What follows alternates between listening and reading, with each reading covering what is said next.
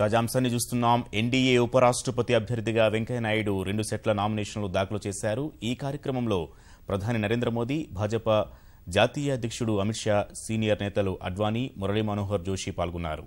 పలువురు కేంద్ర మంత్రులు, ఎంపీలు కూడా ఈ వెంకయ్యకు మద్దతుగా రిటర్నింగ్ అధికారి వద్దకు వెళ్లారు.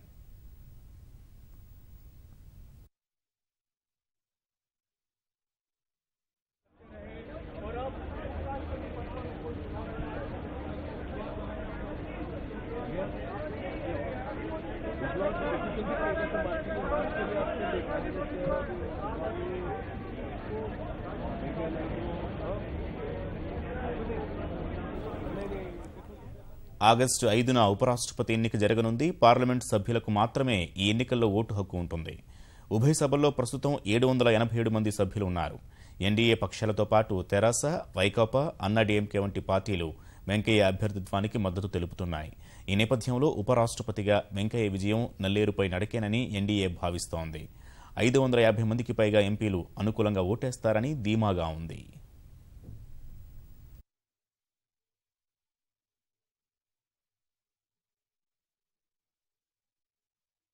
दर्शक टीवी स्क्रीन्स पर देख सकते हैं और उसके साथ में एनडीए के जुड़े हुए तमाम नेता इस वक्त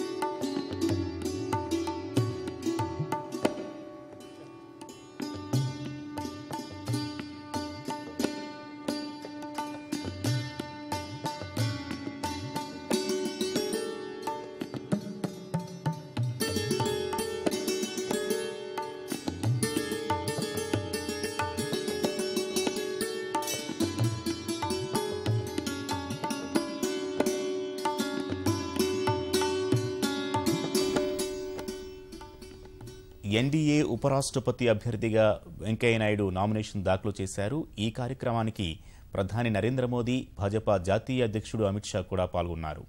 పలువురు కేంద్ర మంత్రులు, ఎంపీలు కూడా ఈ కార్యక్రమానికి హాజరయ్యారు.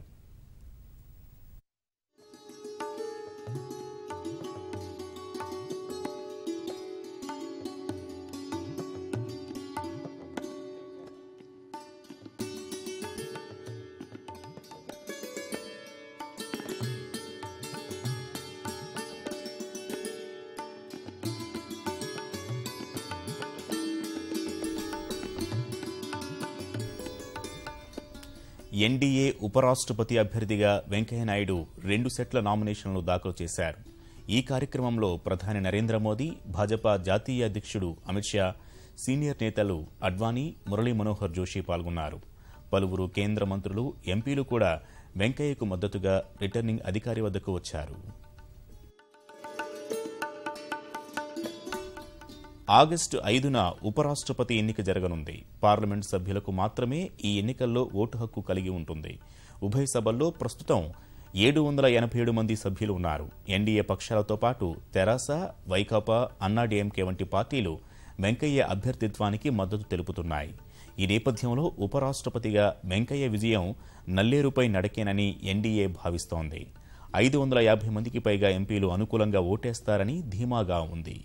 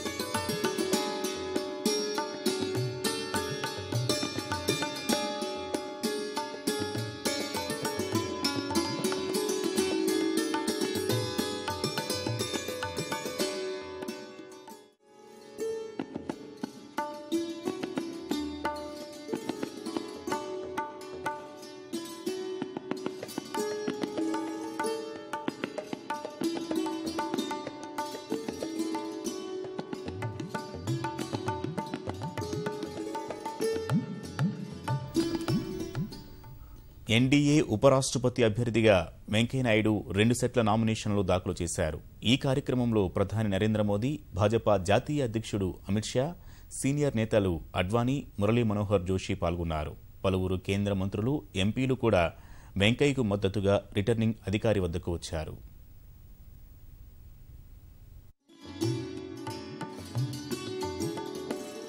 ఆగస్టు 5న ఉపరాష్ట్రపతి ఎన్నిక జరగనుంది. పార్లమెంట్ సభ్యులకు మాత్రమే ఈ ఎన్నికల్లో ఓటు హక్కు ఉంటుంది.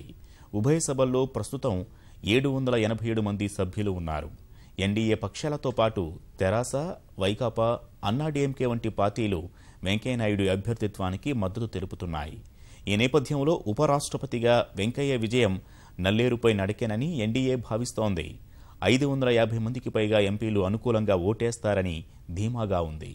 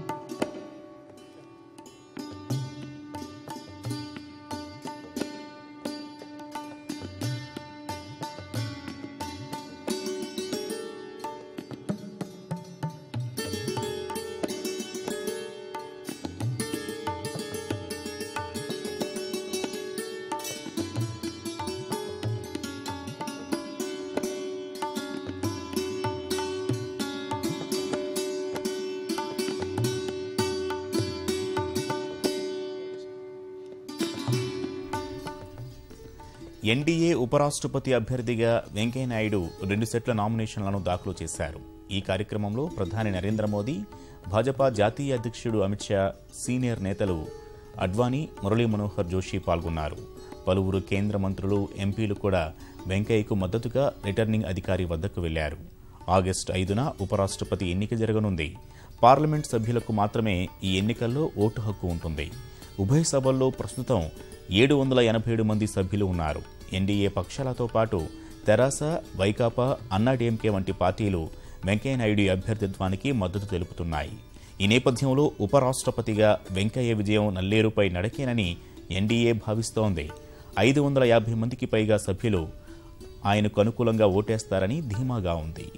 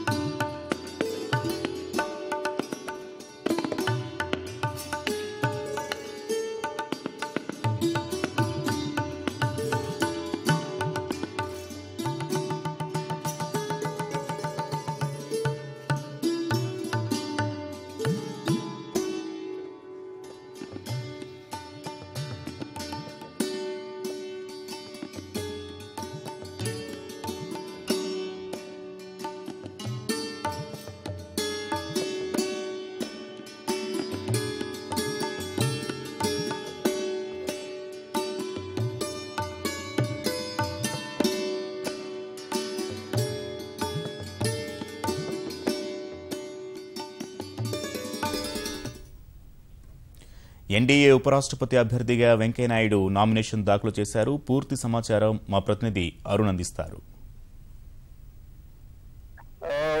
కేంద్ర పట్టణాభివృద్ధి శాఖ మంత్రి, అదేవిధంగా సమాచార ప్రసారాల శాఖ మంత్రిగా ఇప్పటి వరకు ఉన్నటువంటి బీజేపీ సీనియర్ నేత వెంకయ్యనాయుడు కొద్దిసేపటి క్రితం నామినేషన్ దాఖలు చేశారు.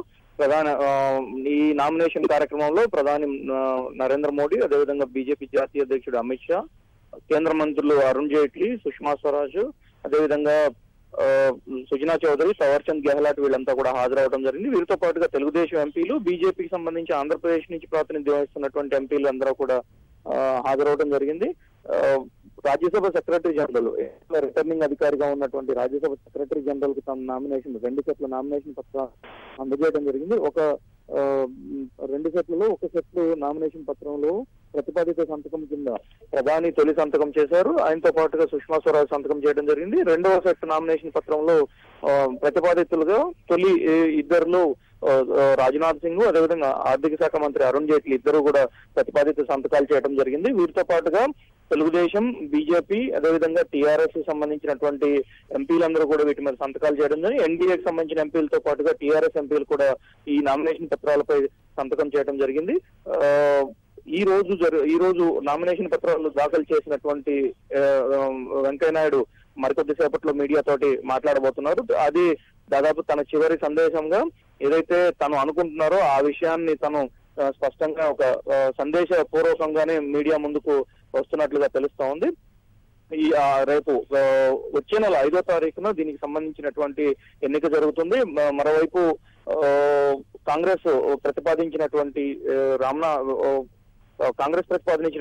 గోపాలకృష్ణ గాంధీ కూడా ఈ రోజు నామినేషన్ దాఖలు చేయడంతో తప్పనిసరి ఎన్నిక జరగాల్సిన పరిస్థితి ఏర్పడింది. ఈ ఎన్నికలో ఓన్లీ లోక్సభ, రాజ్యసభకు సంబంధించినటువంటి ఎంపీలు మాత్రమే ఓటర్లుగా ఎలక్టోరల్ కాలేజీలో సభ్యులుగా ఉంటారు. వీరు మాత్రమే ఓటు హక్కు వినియోగించుకునేందుకు అవకాశం ఉంటుంది. 5వ తారీఖున ఎన్నికలు పోలింగ్ జరిగిన తర్వాత తిరిగి అదే రోజు సాయంత్రం ఎన్నికలకు సంబంధించినటువంటి కౌంటింగ్ కూడా జరుగుతుంది. ఈ కార్యక్రమం ప్రధానంగా వెంకయ్యనాయుడుని ఈ పదవికి ఎంపిక చేయడం కోసం కాంగ్రెస్ ఎవరు ఎన్ని ఆరోపణలు చేస్తున్నప్పటికీ కూడా వాటన్నిటిని సమర్థంగా ఎదుర్కోగలిగేటువంటి సత్తా ఒక వెంకయ్యనాయుడికి మాత్రమే ఉంటుంది అనేటువంటి ఒక కృతనిశ్చయంతో బీజేపీ అధిష్టానం ఈ నిర్ణయం తీసుకున్నట్లుగా తెలుస్తా ఉంది. వెంకయ్యనాయుడు వ్యవసాయ కుటుంబం నుంచి, చాలా క్రింది స్థాయి కార్యకర్త నుంచి ఆయన రావటం జరిగింది. ఆంధ్రప్రదేశ్ కు సంబంధించిన నెల్లూరు జిల్లా నుంచి వచ్చినటువంటి వెంకయ్యనాయుడు పార్టీ జాతీయ అధ్యక్షుడిగా పనిచేశారు, పార్టీ జాతీయ ప్రధాన కార్యదర్శిగా పనిచేశారు, పార్లమెంటరీ బోర్డుకు సంబంధించిన దాంట్లో చాలా కీలకమైనటువంటి నేతగా వ్యవహరించారు. అనేక మంత్రి పదవులు ఆయన అలంకరించారు. రూరల్ డెవలప్మెంట్ మంత్రిగా కానీ, అర్బన్ డెవలప్మెంట్ మంత్రిగా కావచ్చు, ఐఎన్బి మినిస్టర్ గా కావచ్చు, వీటితో పాటుగా ఆ ప్రతిపక్షంలో ఉన్నప్పుడు వెంకయ్యనాయుడు కీలకమైనటువంటి హోంశాఖకు ప్రాతినిధ్యం వహించేటువంటి స్టాండింగ్ కమిటీ, పార్లమెంట్ స్టాండింగ్ కమిటీకి ఆయన చైర్మన్ గా వ్యవహరించారు. అత్యంత ఎక్కువ కాలం చైర్మన్ గా చేసిన వ్యక్తి కూడా పార్లమెంట్ స్టాండింగ్ కమిటీ, హోంశాఖకు సంబంధించినటువంటి పార్లమెంట్ స్టాండింగ్ కమిటీకి అత్యంత ఎక్కువ కాలం చేసినటువంటి వ్యక్తిగా కూడా వెంకయ్యనాయుడు ఉన్నారు. సో ఈ అన్ని అంశాలను పరిగణలోకి తీసుకున్న తర్వాత అనేక పేర్లు పరిశీలనలోకి వచ్చినప్పటికీ వెంకయ్యనాయుడు అయితే దీన్ని సమర్థవంతంగా నిర్వహించగలుగుతారు. ఉపరాష్ట్రపతి పదవితో పాటుగా రాజ్యసభ చైర్మన్ గా కూడా ఆయన వ్యవహరించాల్సి ఉంటుంది. రాజ్యసభ చైర్మన్ గా రాజ్యసభను నడిపించడంలో ఒక కొత్త పందాన్ని తీసుకురావడానికి తనదైన శైలి ఉద్దేశంతో వెంకయ్యనాయుడును ప్రధానంగా ఎంపిక చేసినట్లుగా తెలుస్తా ఉంది. దీనికి అనుగుణంగానే ప్రధాని నరేంద్ర మోడీ, అదేవిధంగా బీజేపీ జాతీయ అధ్యక్షుడు అమిత్ షా ఇద్దరు కూడా దీనికి సంబంధించి ఒక కితాబు ఇవ్వడం జరిగింది. కింది స్థాయి నుంచి వచ్చినటువంటి వ్యక్తి, వ్యవసాయ కుటుంబం నుంచి వచ్చినటువంటి వ్యక్తి ఈ స్థాయిలోకి రావడం అనేది చాలా అభినందనీయమైన విషయం అని కూడా చెప్పడం జరిగింది. అయితే కొంతమంది సన్నిహితుల వద్ద వెంకయ్యనాయుడుని కలిసినటువంటి కొంతమంది సన్నిహితులు నిన్న సాయంత్రం కావచ్చు, ఈ రోజు ఉదయం కావచ్చు, ఇప్పటికీ వెంకయ్యనాయుడు సన్నిహితులు, పార్టీ వర్గాలందరూ కూడా వెంకయ్యనాయుడిని కలిసి అభినందనలు తెలుపుతూ ఉన్నారు. వీరందరితోటి కూడా వెంకయ్యనాయుడు ఒక భావోద్వేగానికి, వీరందరినీ చూసి వీరందరినీ కలిసినప్పుడు ఒక రకమైనటువంటి భావోద్వేగానికి గురవుతూ ఉన్నారు.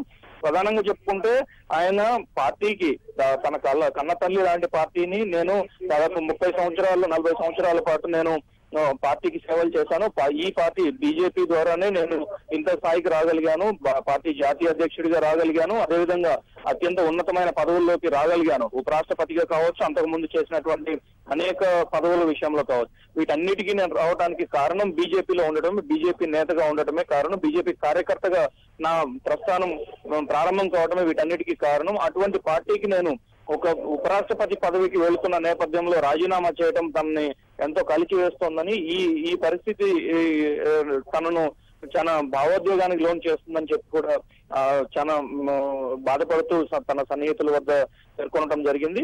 ఈ మొత్తం వ్యవహారంలో ఈ రోజు ఉదయం వెంకయ్యనాయుడు పార్టీ సీనియర్ నేతలుగా ఉన్నటువంటి అద్వానీ అదేవిధంగా మురళీ మనోహర్ జోషి ఇరువురు నేతలను కూడా కలిసి ఆశీర్వాదం పొందారు. ప్రధానంగా అద్వానీ మాజీ ప్రధాని అటల్ బిహారీ వాజ్పేయికి ఆయన చాలా సన్నిహితంగా ఉండేవారు.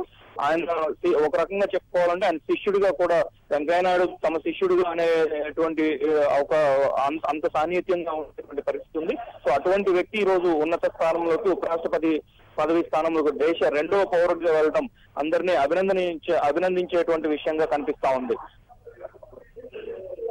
ధన్యవాదాలు అరుణ్.